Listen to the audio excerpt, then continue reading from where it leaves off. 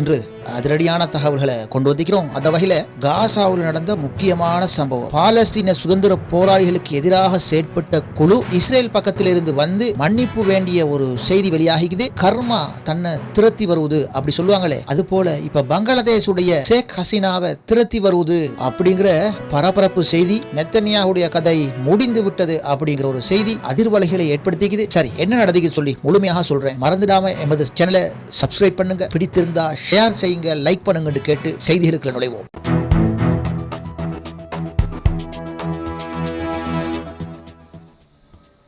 இஸ்ரேலிய பிரதமர் கைது அபாயம் நெருங்கி வருகிறது. உலகத்தில் 200 நாடுகள் இருக்குது. அதுல 125 நாடுகளுக்கு இஸ்ரேல் பிரதமருக்கு செல்ல முடியாது என்று சொல்வதை விட அதை விட அபாயம் எல்லாம் இருக்குது. இந்த செய்தியை கொஞ்சம் கேளுங்க. ஒரு நாட்டு பிரதமர் இன்னொரு நாட்டுக்கு போக முடியாட்டி அவர் அந்த நாட்டுடைய பிரதமரா? எப்படி அந்த நாடு இயங்கும் அப்படின்னு சொன்னா இது எப்படிப்பட்ட உதாரணமா இருக்கும்? வடகொரியா, ஈரான், கியூபா போன்ற நாடுகளில் உள்ள தலைவர்களுக்கு வேற நாடுகளுக்கு போக முடியாது. அந்த அளவு அந்த நாடுகளை லொக் பண்ணி தடை விதிச்சு வச்சுக்கிறாங்க. இதுதான் உலகத்தில் பேச்சாக்குது. ஆனால் அது போல ஒரு சிச்சுவேஷன் தான் இப்ப இஸ்ரேலுக்கு மிகுது. உலகத்துல சாதாரணமாக 200 நாடுக்குது. இந்த 200 நாட்டுல அரைவாசிக்கு கூட உள்ள நாட்டுக்கு, அதாவது சுமார் 125 நாட்டுக்கு இஸ்ரேல் பிரதமருக்கு போகவே முடியாது. போறத ஒரு பக்கம் விடுமே, அந்த நாட்டுக்கு மேல விமானத்தால பறக்கவே முடியாது. பறப்பதுங்கிறது அபாயகரமானது. அந்த நாடு நினைச்சா என்ன செய்யலாம், அந்த விமானத்தை தரையிறக்கி அந்த நாட்டுல இஸ்ரேல் பிரதமரை கைது செய்யக்கூடிய வாய்ப்புகளுக்குள்ள உள்ளது. காரணம், அவர் காசாவில் அவர் செஞ்ச வேலை அவரது தலையிலேயே விழுந்துட்டு. அதனால தான் இப்ப இஸ்ரேலில் உள்ள எதிர்க்கட்சிகள் சொல்லுது, சர்வதேசத்துல தொடர்பு கொள்ள முடியாத ஒரு மனிதனை எப்படி இஸ்ரேலுக்கு தலைவனா வச்சுக்கிறது,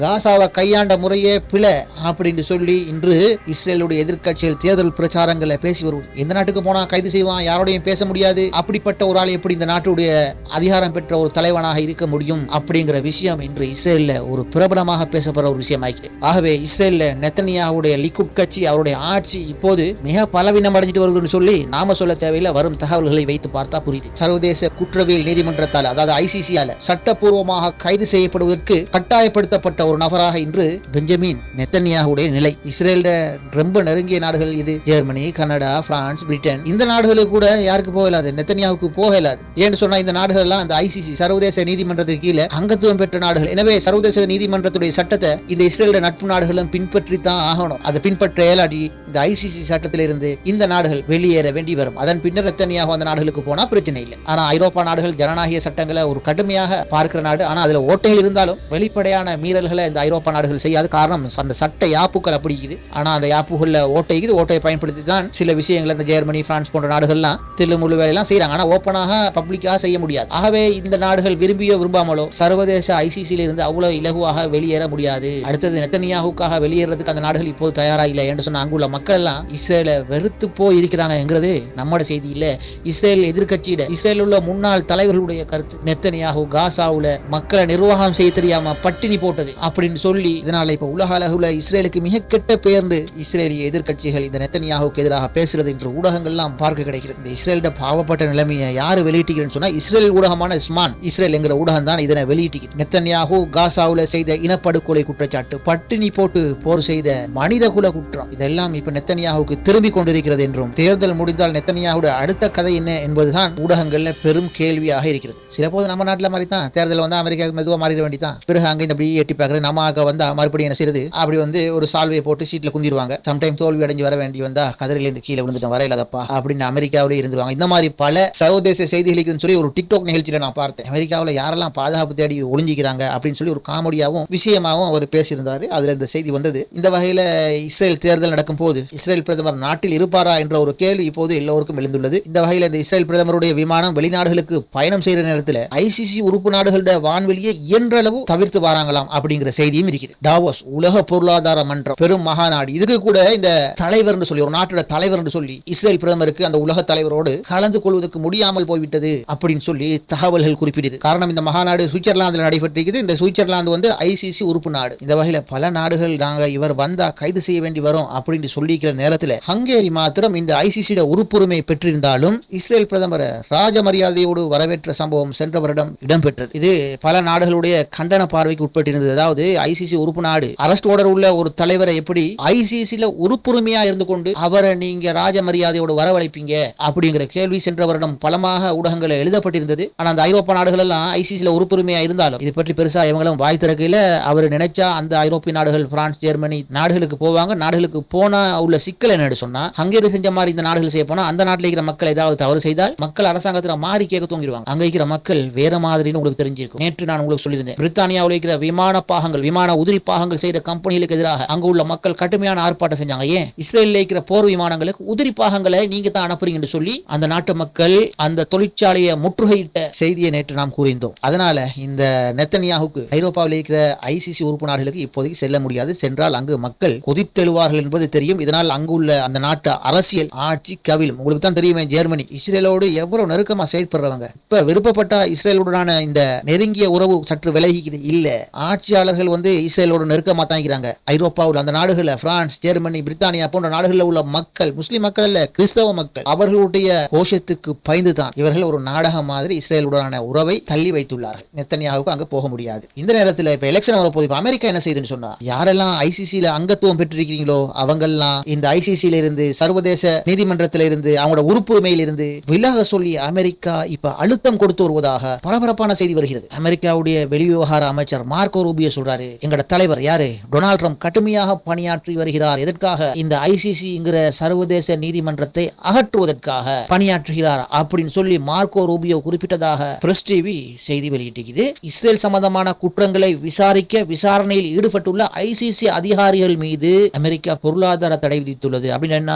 தனிப்பட்ட ஆட்கள் மீது பொருளாதார தடை. அவங்களுக்கு அமெரிக்காவுக்கு போக முடியாது. வங்கிகள் அவங்களோட பணம் போடப்பட்ட அவை முடக்கப்படக்கூடிய அபாயம் உள்ளது. கொடுக்கல் வாங்கல் அவங்களோட செய்ய முடியாது. அப்படிங்கிற மாதிரி தான் இந்த தனிப்பட்ட பொருளாதார தடை வரும். இந்த அதிகாரிகள் மீது அமெரிக்கா பொருளாதார தடை போட்டிக்குதான் அப்படின்னு தகவல் வருகிறது. அத்தோடு இந்த ஐசிசி உறுப்பு நாடுகளுக்கு பின்னால மிகப்பெரிய அழுத்தம் ஒன்றை அமெரிக்கா செய்து வருகிறது. அதாவது விலக சொல்லி. இதெல்லாம் இந்த இஸ்ரேல் அதாவது நெத்தனியாஹு இஸ்ரேலுக்கு எதிரான அழுத்தங்களை இல்லாமாக்குது. நெத்தனியாஹுவை காப்பாற்றி விடுவதற்கான முயற்சி அதுதான் இப்ப அமெரிக்கா செய்து வருவதாக சமூக ஊடகத்தில் பொதுமக்களுடைய விமர்சனம் காணப்படுவது. இதேவேளை இஸ்ரேலிய ராணுவ அதிகாரிகள் தெரிவித்த கருத்தை சில ஊடகங்கள் நம்புவதாக தெரிவித்துள்ளது. அதாவது நெத்தனியாஹு இப்ப இறுதி கட்டத்தில் இருக்கிறார். ஆகவே எந்த வகையிலாவது இந்த தேர்தலை ஒத்திவைப்பதற்கான முயற்சிகள் செய்யலாம். அதற்காக இப்ப அமெரிக்காவோடு சேர்ந்து மறுபடியும் போரை ஆரம்பிக்கலாம். அதாவது ஈரானுக்கு எதிராக அல்லது காசாவுக்கு எதிராக போரை ஆரம்பிக்கலாம் என்று யூகம் தெரிவித்த கருத்து செய்திகள்ல வந்து கொண்டிருக்கிறது.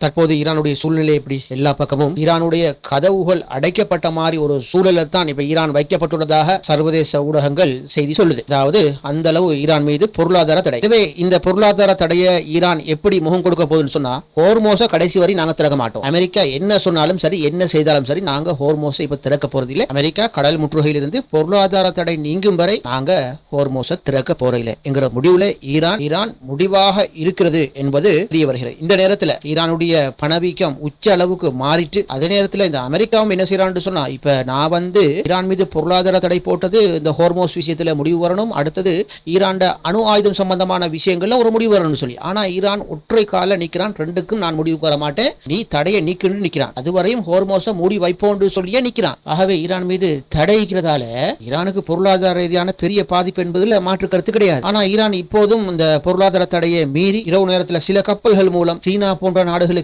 எண்ணெய் ஏற்றுமதி செய்து வருவதாக ஈரான் மீது அமெரிக்கா பொருளாதார தடை விதித்த பிறகும் சுமார் $1000 கோடி ஈரான் இந்த வியாபாரம் மூலம் உழைத்துள்ளதாக நம்பகமான தகவல்கள் வெளியாகியுள்ளது. தமிழ் ஊடகங்களிலும் இது கேட்க கிடைத்தது. புவியியல் ரீதியா பாருங்க, ஹோர்மோஸ் மூடுனா ஈரானுக்கு வேறு வழியால வியாபாரத்தை செய்யலாம். ஒன்று தாய்மார்க்கம், அயல் நாடுகள் ஊடாக எரிபொருள் ஏற்றுமதியை செய்யலாம். அதுபோல ஹோர்மஸ் அல்லாத ஏனைய ஈரானுடைய கரையோரமாக ஈரான் அவ்வப்போது மிக ரகசியமான முறையில் எரிபொருட்களை வெளிநாடுகளுக்கு அனுப்பி வருவதாகவே தகவல் இருந்தாலும் ஓமான் வளைகுடா ஊடாக பல பில்லியன் பேரல்கள் தற்போது அமெரிக்கா பொருளாதார தடை விதித்த பிறகும் ஈரான் ரகசியமாக செய்து வருகின்ற தகவல்கள் எல்லாம் வருகிறது. இதற்கு மாற்றமாக அமெரிக்கா பார்ப்பான் இப்ப ஹோர்மோஸ் திறக்கணும். இதனை தொடர்ந்து மூடிக்கொண்டிருந்தா இந்த ஆசியா ஆப்பிரிக்கா கண்டங்களில் இருக்கிற அமெரிக்காவுடைய கம்பெனிகளுக்கு தான் மூட வேண்டிய நிலைமை ஏற்படும். வெனிசுலாவில் இருந்து இந்த நாடுகளுக்கு அதாவது ஆசியா ஆப்பிரிக்க நாடுகளுக்கு அதாவது அங்க இருக்கிற தங்களுடைய கம்பெனிகளுக்கு எரிபொருள் விநியோகிக்க முடியாது. விநியோகிக்கலாம், ஆனால் அவங்களுக்கு பெரும் நஷ்டம் ஏற்படும். காரணம் அதெல்லாம் தூரத்தில் இருக்கிற நாடு. அண்மையில் இருக்கிற இந்த ஹோர்மோஸ் வழியாக அரபு நாடுகளில் இருந்து தங்கள் ஆதரவு பெற்ற கம்பெனிகளில் இருந்து தான் எரிபொருள் எடுக்க வேண்டிய நிலைமை இருக்குது. அது இல்லாம தங்களுடைய நேட்டோ நாடுகளுக்கு தேவையான ஐரோப்பாவில் எரிபொருளை போய் எங்க எடுப்பாங்க? இந்த ஹோர்மஸ் ஊடாகத்தான் போய் அரபு நாடுகளில் எரிபொருள் வாங்கணும். இப்ப ஐரோப்பாவில் இருக்கிற கையிருப்பு எல்லாம் குறைந்து கொண்டு வருகிறது என்று பரவலாக தகவல் வருகிறது. ஆகவே இவர்கள் தூர நாடுகளில் போய் எரிபொருள் எடுத்து வந்தா ஒன்று அவங்களுக்கு அந்த நாடுகளில் கூடிய விலையில தான் எரிபொருளை விற்க முடியும். ஆகவே ஐரோப்பாக்கள் மிகப்பெரிய பொருளாதார வீழ்ச்சி ஏற்படும். இப்படியான ஒரு கட்டத்தில் ஹோர்மோஸ் மூடப்பட்டிருக்கிற நிலையில ஐரோப்பாவுடைய பொருளாதாரமும் இப்ப கொஞ்சம் கொஞ்சமா ஆட்டம் காணுது. இப்ப இதுக்கு தீர்வாக ரஷ்யாட்ட போயும் கை நீட்ட முடியாது. ஏன் கை நீட்ட முடியாது? உக்ரைன் விடயத்துல அமெரிக்காவோடு சேர்ந்து ரஷ்யாவை நாம பகைத்து கொண்டோமே. எனவே ரஷ்யாவிலிருந்து இப்ப எரிபொருளை ஓப்பனாக பெற முடியாத நிலைமையில இருக்குது. எனவே இப்ப அமெரிக்கா எப்படியும் சிந்திப்பான், ஈரானை அடித்து பணிய வைப்போம் சொல்லி யோசிப்பான். ஆனா இப்ப அமெரிக்கா இஸ்ரேலுக்கு சிக்கலிக்குது. போதுமான அளவு ஆயுதங்கள் பற்றாக்குறை என்று பரவலான செய்திகள். எனவே இப்ப இருக்கிற இந்த இடைவெளி ஆயுத உற்பத்திக்கான இடைவெளியோ தெரியல. அநேக ஊடகங்கள் எழுது ஆயுத உற்பத்திக்காகத்தான் இந்த இடைவெளி, அதாவது ஈரான் மீது கடுமையான பொருளாதார தடை போட்டு யுத்தமும் இல்ல, சமாதானம் இல்ல, ஒப்பந்தமும் இல்லாத நிலைமை காணப்படுவது இது இந்த ஆயுதங்களை உற்பத்தி செய்யும் வரை அப்படின்னு சொல்லி ஊடகங்கள் கருத்து எழுது. இவ்வாறான நிலையில தற்போது ஈரானுடைய ஆயுத கையிருப்பை ஈரான் பேணுவதற்காக சில ரகசியமான விஷயங்களை செய்து வருவதாக இன்று அதிரடியான தகவல்கள் வந்துள்ளது. எப்படியும் இப்ப அமெரிக்கா என்னோட சண்டைக்கு வருவான். ஆகவே நம்மட கையிருப்பை மேலும் அதிகரிக்கிறதுக்காக இப்ப என்ன நடக்குதுன்னு சொன்னா, பாகிஸ்தானுக்கு மிக அதிகமான துருக்கியுடைய விமானங்கள் வந்திறங்கிக்குது. இந்த துருக்கியுடைய அதிக விமானங்கள் அனைத்தும் பெரும் தொகை ஆயுதங்களோடு வந்திறங்கிக்குது. அந்த ஆயுதங்கள் எல்லாம் தரைமார்க்கமாக ஆப்கானிஸ்தான் ஊடாக ஈரானுக்கு நகர்த்தப்படுவதாக செய்திகள் வருகிறது. இது மாத்திரமில்ல, இதே போல சீனாவில் இருந்து அடிக்கடி விமானம் பாகிஸ்தானில் தரையிறங்குவதாகவும் தகவல் வெளிவந்துள்ளது. இவை அனைத்தும் அதிக ஆயுதங்களோடு பாகிஸ்தானில் தரையிறங்குகிறது. பின்னர் அங்கிருந்து தரைமார்க்கமாக ஈரானுக்குள் சென்று கொண்டிருக்கிறது அப்படிங்கிற தகவலும் வந்து கொண்டிருக்கிறது. இந்த இடத்துல துருக்கி நேட்டோ நாடாக இருந்தாலும் துருக்கி டபுள் கேம் ஆடுறாங்க. இது CIA மொசாடுக்கு தெரியாம இருக்காது. அடுத்தது சீனாக்காரன் தெளிவா சொல்லிட்டான், நாங்க ஈரானுக்கு பூரண ஆதரவு அப்படின்னு சொல்லி பல முறை சொல்லிட்டான். காரணம் என்ன சொன்னா, இப்ப அமெரிக்கா போட்டிருக்கிற இந்த தடையால சீனா எரிபொருள் எடுக்க முடியாம பெரும் கஷ்டத்துக்குள்ளாகிட்டு, ஆகவே இந்த சீனா துருக்கி போன்ற நாடுகள்லாம் இனி பேசி சரி வராது, வேற மாதிரி ஒரு முடிவுக்கு வரதுதான் ஈரானுக்கு இனி சரியானது என்று கருதுவதோ தெரியல. இப்ப ஆயுதங்கள் கடுமையாக விநியோகிக்கப்படுவதாக ஊடக தகவல். இந்த தகவலை யார் வெளியிட்டிருக்கிறார் சொன்னா, இந்தியாவில் இருக்கிற சில உளவு தகவல்கள் தான் இதனை வெளியிட்டதாக அந்த தமிழ் ஊடகங்கள்ல கூறப்பட்டது. இந்த நேரத்தில் அமெரிக்கா பத்தி சீனா அடிக்கலாமா? அடிக்க முடியாது. ஆனா சீனாவில் அங்க இருக்கிற கம்பெனிகளுக்கெல்லாம் அரசாங்கம் சொல்லிச்சு, நீங்க பயப்படவானா, ஈரானோட தொடர்பு வைங்கன்னு சொல்லி. ஆனா அங்க இருக்கிற கம்பெனிகள் அமெரிக்காவுக்கு பயத்துல நாங்க அமெரிக்காவை மீறி செயற்பட முடியாதுன்னு சொல்லிக்குது. என்று சொன்னா, எங்கட பொருட்கள் வெளிநாடுகளில் விற்பனையாகிற நேரத்தில் எங்கட பொருட்களை அமெரிக்கா பேன் பண்ணா எங்கட கம்பெனிகள் நஷ்டம் வரும். அதனால எங்களுக்கு அமெரிக்காவை மீறி ஈரானோட தொடர்பு கொள்ளாது, அங்கிருந்து எங்களுக்கு எரிபொருள் பெற்றுக்கொள்ள முடியாது அப்படின்னு சீனா அரசாங்கத்துடைய கோரிக்கையை மீறி இந்த கம்பெனிகள் பேசியதாக தகவல் வெளியாகியுள்ளது. எனவே இப்படியான சூழ்நிலையில இனி ஈரானுக்கு பகிரங்கமாக ஆதரவளிச்சு 2-1 பார்ப்போம் சொல்லி ஆயுதங்களை கொண்டு போய் பாகிஸ்தான் ஊடாக இறக்குறானோ தெரியல, தகவல் வெளிவருகிறது.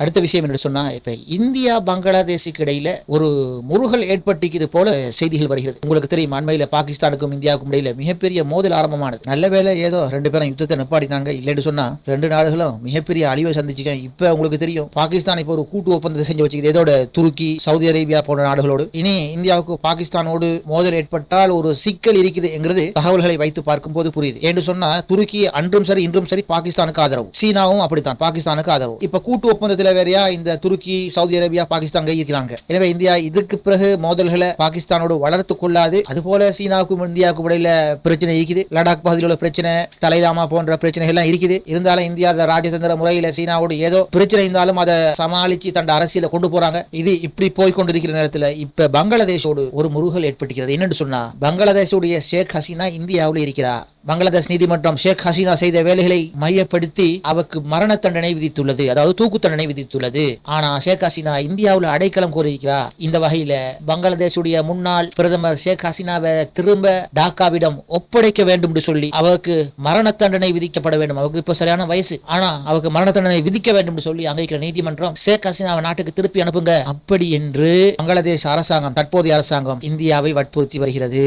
அது இல்லாம பங்களாதேஷ் எல்லை பிரச்சனைகளும் இப்போது எழுந்துள்ளது. இந்த நேரத்தில் இந்தியா ராஜதந்திர முறையில தான் இதை தீர்த்து கொள்ள முனைது. பங்களாதேஷ் அவ்வளவு பெரிய பலமான நாடு இல்ல. இந்தியா நினைச்சா எட்டி உதயக்கூடிய நாடு தான். ஏன்னு சொன்னா பங்களாதேஷை சுத்தி வர இந்தியா கவர் பண்ணிக்குது. நீங்க அந்த மெப்ப பார்த்தா புரியும். இந்தியாவோட ராணுவ பலத்தை விட பங்களாதேஷோட ராணுவ பலம் ஒருபோதும் ஈக்குவல் ஆகாது. ஆனா இப்ப பங்களாதேஷோட புதிய ஆட்சி வேற மாதிரி வியூகத்தை எடுத்துக்கிறாங்க. சைனாவோட ரொம்ப நெருக்கமா கை கோர்த்துட்டாங்க. தாய் நாடு தனது பழைய நண்பன் ரொம்ப நெருக்கமாவே அணைத்து கொண்டிருக்கிறாங்க. யாரு? பாகிஸ்தான் வேற கூட்டணி வேறையா ஆரம்பிச்சுட்டான். ஆகவே இந்தியாவுக்கு இந்த நேரத்தில் பங்களாதேஷ் முருகல்ல பங்களாதேஷோட மோதலுக்கு போறதுக்கு இந்தியா ஒருபோதும் விரும்பாது. எனவே சில ஒப்பந்தங்களை இப்ப இந்தியா பங்களாதேஷோடு செய்துள்ளதாகவே தகவல் வருது. அதாவது 2 நாடுகளும் இணைந்து நாங்க ராணுவ பயிற்சி செய்வோம், 2 நாடுகளும் இணைந்து நாங்க சில ஆயுத உற்பத்திகள், துப்பாக்கி, பீராங்கி, ட்ரோன் உற்பத்தி, ரேடார்கள் உட்பட பாதுகாப்பு உபகரணங்கள் எல்லாம் 2 நாடுகளும் சேர்ந்து செய்வோம் என்று சொல்லி இந்தியா முன்மொழிந்துள்ளதாக தகவல். அது இல்லாம பங்களாதேஷ் ஆயுதங்களை வாங்க, எந்த ஆயுதங்கள்? இந்தியாவுடைய ஆயுதங்களை வாங்குறதுக்காக 500 மில்லியன் கடன் வரிசை இருதரப்பு கூட்டாண்மை என்று சொல்லலாம் பங்களாதேஷோடு இந்தியா இணைந்து செயற்படுகிறது. அதன் மூலம் எல்லை பிரச்சனை இப்ப பதட்டம் குறைந்திருந்தாலும் ஷேக் ஹசீனாவை திருப்பி கேட்கிறான் டாக்கா, அதாவது பங்களாதேஷ். அதற்கு இந்தியா பங்களாதேஷுக்கு வழங்கிய பதில் என்ன தெரியுமா? ஷேக் ஹசீனா நம்ம நாட்டில் அடைக்கலம் வந்தவ, அவ்வளவு அவசரமா திருப்பி அனுப்ப முடியாது, இது நீதிமன்றத்தோடு தொடர்பான விஷயம், இந்திய நீதிமன்றத்தின் முடிவு தான் ஷேக் ஹசீனாவை ஒப்படைக்கிறதா இல்லையா என்பது இந்திய அரசாங்கத்தால செய்ய முடியும் அப்படின்னு சொல்லி இந்திய அரசாங்கம் ஷேக் ஹசீனா சம்பந்தமான விஷயத்தை பங்களாதேஷோடு பேசியதாக தகவல். இங்கதான் ஒரு ஞாபகம் வருது. நான் சுமார் ஒரு 7 வருடத்துக்கு முன்னால ஒரு சஞ்சிகை வாசிச்சேன். அந்த சஞ்சிகையில பங்களாதேஷில் காணப்பட்ட மிக வயோதிபமான ஒரு இஸ்லாமிய இயக்கத்துடைய தலைவர், ஜமாத் இஸ்லாமி நினைக்கிறேன், அந்த தலைவரை தூக்கிலிடுறாங்க. பல சர்வதேச மன்னிப்பு அமைப்புகள்லாம் அவரை மன்னிச்சு விடுங்க, அவர் வயசான ஆள் அப்படின்னு சொல்லி அந்த நேரத்தில் ஷேக் ஹசீனா பிரதமருக்கு கோரிக்கை விடுக்கிறாங்க. ஆனா அவ மன்னிக்கவே இல்லை என்று சொல்லி அந்த சஞ்சிகையில் எழுதப்பட்டிருந்தது. சஞ்சிகையில் உள்ள தகவல், நான் மன்னிக்கணும்னு சொன்னா அவரை என்னட்ட மன்னிப்பு கேட்கணும்னு சொல்லி அவர் மீது ஏன் குற்றச்சாட்டு சுமத்தப்பட்டதுன்னு சொன்னா, பாகிஸ்தான்ல இருந்து பங்களாதேஷ் பிரிஞ்சு வர நேரத்தில் பிரியக்கூடாது, அதாவது பங்களாதேஷ் பாகிஸ்தான்ல இருந்து பிரியக்கூடாதுன்னு சொல்லி பங்களாதேஷ் அரசாங்கத்துக்கு எதிராக இந்த ஜமாத் இஸ்லாமியுடைய தலைவர் செயற்பட்டார் மற்றும் பல குற்றச்சாட்டுகள் நீதிமன்றத்தால் நிரூபிக்கப்பட்டு அவரை தூக்கு மேடையில் ஏத்தினாங்க. ஆனால் ஷேக் ஹசீனாவிடம் மன்னிப்பு கேட்டா அவரை இந்த தூக்கு மேடையிலிருந்து காப்பாற்றுவதற்கு தயாராக இருக்கிறேன் என்று அன்று ஷேக் ஹசீனா கூறியதாக தகவல். ஆனா அவர் மன்னிப்பு கேட்கையில இறுதியில அந்த இயக்க தலைவரை நீதிமன்ற ஆணைப்படி தூக்கு தண்டனையை நிறைவேற்றிய செய்தி வாசிக்க கிடைத்தது. சமூக ஊடகங்கள் எல்லாம் கடும் விமர்சனம் வந்தது. ஷேக் ஹசீனாக்கு அப்படி இறக்கம் இல்லையா, இவ்வளவு வயோதிபர தூக்கு மேடைக்கு அனுப்பிட்டாவே அப்படின்ட்டு மக்கள் ஆதங்கங்களை எழுதியிருந்த செய்திகள் எல்லாம் வெளிவந்திருந்தது. இது சுமார் ஒரு 8-9 வருடத்துக்கு முன்னுக்கு நடந்த கதை. நீங்க இன்றும் இது சம்பந்தமான தகவல்களை ஆன்லைன்ல பார்க்கலாம். இப்போது என்ன நடக்குது? ஷேக் ஹசீனாவை தேடி வருவது எது? தூக்கு மேடை. சரி, பொறுத்திருந்து பார்ப்போம் இந்த அரசியல் நகர்வுகளை. காசாவில் ஒரு சம்பவம் நடத்திக்குது. அது என்ன சம்பவம்னு சொன்னா, பெய்த் லாஹியாவில் நடந்த சம்பவம். இந்த செய்தியை வெளியிட்ட நிறுவனம் பிரஸ் டிவி. சம்பவம் என்னன்னு சொன்னா, உங்களுக்கு தெரியும், சில காலத்துக்கு முன்னால பாலஸ்தீன சுதந்திர போராளிகளிடமிருந்து பிரிந்து இஸ்ரேல் உடைய கட்டுப்பாட்டு, அதாவது எலோ லைனுக்கு அங்கால போய் சேர்ந்த ஒரு பெருந்தொகை குடும்பங்கள் அங்கிட்டு இருக்குது. அந்த குடும்பத்தில் இருக்கிற ஆண்களை இந்த பாலஸ்தீன போராளிகளுக்கு எதிராக தூண்டி இஸ்ரேலிய ஆதரவு பெற்ற இந்த பாலஸ்தீன கேங் பல்வேறு விஷயங்களை காசாவுக்குள்ள செய்து வந்தாங்க. அந்த வகையில இவர்கள் செய்த ஒரு சில விடயங்களை சொல்ல போனா, காசா மக்கள் தான் இவங்களும் காசாவுக்குள்ள நுழைந்து இஸ்ரேல் ராணுவம் யாரெல்லாம் தூக்கி கொண்டு வர சொல்லுதோ அவர்களை அல்லது ஒரு குடும்பத்தினரை கடத்திட்டு போன வேலையெல்லாம் செய்தது. காசா மக்களுக்கு வருகிற நிவாரண பொருட்களை, நிவாரண லாரிகளை கடத்திட்டு கொண்டு போய் இஸ்ரேலிய ராணுவத்திடம் கொண்டு போய் சேர்த்தது. காசாக்கில் இருக்கிற கட்டமைப்பு பாதுகாப்பு சம்பந்தமான உளவு தகவல்களை இஸ்ரேலிய ராணுவத்துக்கு வழங்கினது. இப்படி பலதரப்பட்ட குற்ற செயல்களை செய்த இந்த காசாவுடைய மிகப்பெரிய கேங் ஒன்று தற்போது காசாக்குள்ள காசா விடுதலை போராளிகளிடம் மன்னிப்பு கேட்டதாக பிரஸ் டிவி இன்று செய்தியை வெளியிட்டது. அதாவது இந்த கேங் மாத்திரம் வர இல்லை, அதாவது யாரெல்லாம் இந்த பகுதியிலிருந்து விலகி, அதாவது இந்த காசா போராளிகளுடைய பகுதியிலிருந்து விலகி இஸ்ரேலிய ராணுவம் இருக்கிற அந்த மஞ்சள் லைனுக்கு அங்கால போய் அந்த இடத்துல தாங்கள் சகல தேவைகளோடு சொகுசாக வாழலாம் என்று சொல்லி நம்பி போன குடும்பங்களும் சேர்ந்து தான் இன்று காசா போராளிகளிடம் சரணடைந்துள்ளதாக இந்த பிரஸ் டிவி தகவல் தெரிவிக்குது. உங்களுக்கு தெரியும், சில காலத்துக்கு முன்னால காசாவுடைய போராளிகள் சில பொது அறிவித்தல் கொடுத்திருந்தாங்க.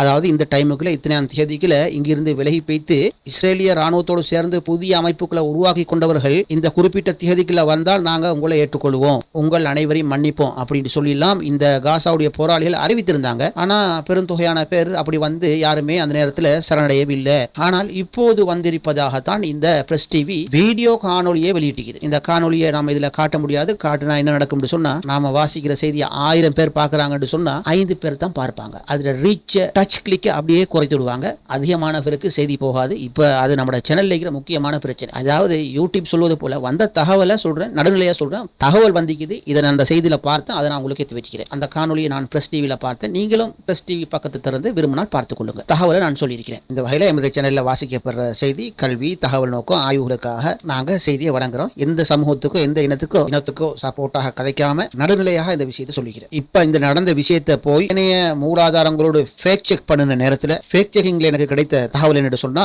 பிரஸ் டிவி வெளியிட்டிருக்கிற இந்த செய்தி நம்பகமற்றது, இது அல் ஜசீராவுலயோ அல்லது ராய்ட்டர்லயோ வரையில அப்படின்னு சொல்லி இது சொல்லியது என்பதும் குறிப்பிடத்தக்கது. உங்களுக்கு தெரியும், பிரஸ் டிவி ஈரான் பாலஸ்தீனத்தோடு தொடர்புடைய செய்தி பக்கங்கள், நேரடியாக அது சம்பந்தப்பட்ட செய்திகள் இவர்கள் வெளியிடுவார்கள். இந்த வகையில இப்படி சரணடைந்த இந்த கேங் மற்றும் குடும்பங்களை விசாரித்த போது, ஏன் இங்க வந்தீங்க அப்படின்னு சொல்லி விசாரித்த போது அவர்கள் வழங்கிய வாக்குமூலங்கள் இந்த பிரஸ் டிவியில எழுதப்பட்டிருக்கிறது. அவர்கள் வழங்கிய வாக்குமூலம் என்னன்னு சொன்னா, இஸ்ரேல் அரசு நமக்கு வழங்கிய வாக்குறுதிகள் வெறும் மாயை என்பதை அவர்கள் குறிப்பிட்டுள்ளனர். நாங்க அது தருவோம், இது தருவோம், பாடசாலை தருவோம், கல்வி தருவோம், வீடு தருவோம் அப்படிலாம் சொல்லி போட்டு இதுவரையும் அவர்களுக்கு எந்தவித உதவிகளும் வழங்கப்படாது ஒரு ஆபத்தான இடத்தில் அவர்கள் குடியமர்த்தப்பட்டிருந்தார்கள் என்றும், அவர்களை சுற்றி இஸ்ரேலிய ராணுவம் அமைத்துள்ள கட்டமைப்பு மிக ஆபத்தான பகுதியாக இருக்கிறது என்றும் பாலஸ்தீன சுதந்திர போராளிகளிடம் குறிப்பிட்ட இந்த பிரஸ் டிவி பிரசுரிச்சுக்குது. அதாவது இவங்க ஒரு இடத்துல இவங்களை சுத்தி போராளிகளால், காசா போராளிகளால் தாக்குதல் நடத்தக்கூடிய ஒரு அபாயமான முகாமுக்கு அருகாமையில தான் இவர்கள் குடியமர்த்தப்பட்டிருக்கிறார்கள். இங்கதான் இந்த குடும்பங்கள்லாம் இருந்திக்குது. ஆகவே யுத்தம் வந்தா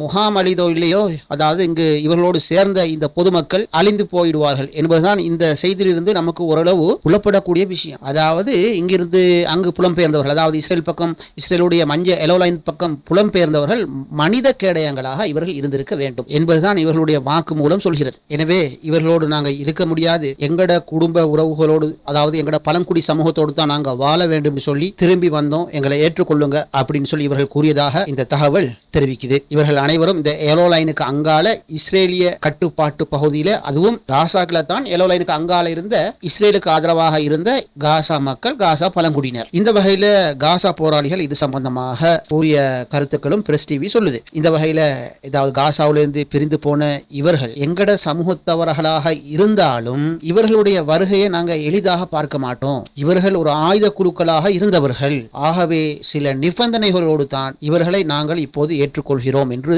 பாலஸ்தீன சுதந்திர போராளிகள் தெரிவித்ததாக குறிப்பிடப்படுகிறது. இந்த வகையில் முதலாவது, அதாவது வந்து சேர்ந்தவர்களுக்கு துரோக முத்திரை இடப்பட்டிருக்கிறது. துரோக முத்திரை. இவ்வளவு காலமும் இஸ்ரேலுடன் இணைந்து செயல்பட்டதால் பலரும் இவர்களை துரோகிகளாகவே பார்ப்பார்கள். இதுல மாற்று கருத்து கிடையாது என்று சொல்லிக்குது. இந்த வகையில இவர்கள் சம்பந்தப்பட்ட இந்த துரோக விஷயத்துல இவர்களுக்கு சார்பாக ஏற்கனவே இந்த காசா, அதாவது பாலஸ்தீன போராளிகள் கட்டுப்பாட்டு அமைப்போடு இருக்கின்ற இந்த துரோகிகளுடைய குடும்பத்தினர் ஒருபோதும் இவர்களை நியாயப்படுத்தக்கூடாது, அல்லது இவர்களுக்கு தெரிந்தவர்களோ நண்பர்களோ யாருமே இவர்களை நியாயப்படுத்த முடியாது அப்படின்னு சொல்லி பாலஸ்தீன மக்கள் கருதுகிறார்கள் என்று சொல்லி இந்த பாலஸ்தீன போராளிகள் குறிப்பிடுறாங்க. அதாவது அப்படி கருதுறது நியாயம்தான் அப்படின்னு சொல்லி இந்த போராளிகள் இவர்களை பற்றி சொல்றாங்க. அடுத்தது சொல்லிக்கிறாங்க, நிபந்தனைகளோடு நாங்க இவர்களை மன்னிச்சுக்கிறோம், எந்த குற்ற செயல்களிலும் ஈடுபடாமல் அமைதியாக சரணடைந்தவர்கள் அதற்கேற்ப நடத்தப்படுவார்கள். காசாவுக்கு இப்ப தேவை ஒற்றுமையும் நல்லிணக்கமும் மட்டுமே, பிரிவினை அல்ல அப்படின்னு சொல்லிக்கிறார்கள். ஆனால் இவர்கள் கடுமையான கண்காணிப்புக்கு உட்படுத்தப்படுவார்கள். காரணம், ஏற்கனவே இவர்கள் ஆயுத குழுக்களில் இருந்து வந்தவர்கள். இவர்கள் மீண்டும் அந்த ஆயுத குழுக்களோடு எந்த வகையிலும் தொடர்பு கொள்ளாத வகையில் அல்லது மறுபடியும் இணைந்து கொள்ளாத வகையில் தீவிரமாக கண்காணிக்கப்படுவார்கள் அப்படின்னு சொல்லி இவர்கள் சம்பந்தமான விஷயத்தை பாலஸ்தீன தற்போதைய நிர்வாகம், அதாவது பாலஸ்தீன போராளிகளுடைய நிர்வாகம் தெரிவிச்சுக்குது. இந்த வகையில் இந்த விஷயம் சம்பந்தமாக இறுதியாக இந்த பாலஸ்தீன போராளி நிர்வாகம் தெரிவிக்குது, தியாகங்களாலும் தியாகிகளின் இரத்தங்களாலும் உருவான ஒரு தேசத்தில் ஆக்கிரமிப்பும் அதற்கான துரோகமும் ஒருபோதும் நிலைத்து நிற்காது மற்றும் இதனை நியாயப்படுத்தவும் முடியாது அப்படின்னு இவர்கள் இறுதியாக குறிப்பிட்டிருந்தார்கள். இந்த செய்தியை பிரஸ் டிவிக்கு இப்ராஹிம் என்பவர் காசா நகரம் பாலஸ்தீனத்திலிருந்து இன்று வெளியிட்டிருந்தமை குறிப்பிடத்தக்கது. அவர் வெளியிட்ட செய்தியை தான் நான் உங்களுக்கு முன்வைத்தேன். பிரஸ் டிவி பக்கத்தில் இந்த செய்தி இருக்குது, அதோடு சேர்த்து காணொலியும் இருக்கிறது. சரணடைந்தவர்களுடைய முகங்கள் காட்டப்படையில, ஆனா இவர் பேசுறது அப்படியும் அரபுல ஆங்கிலத்தில் போகுது.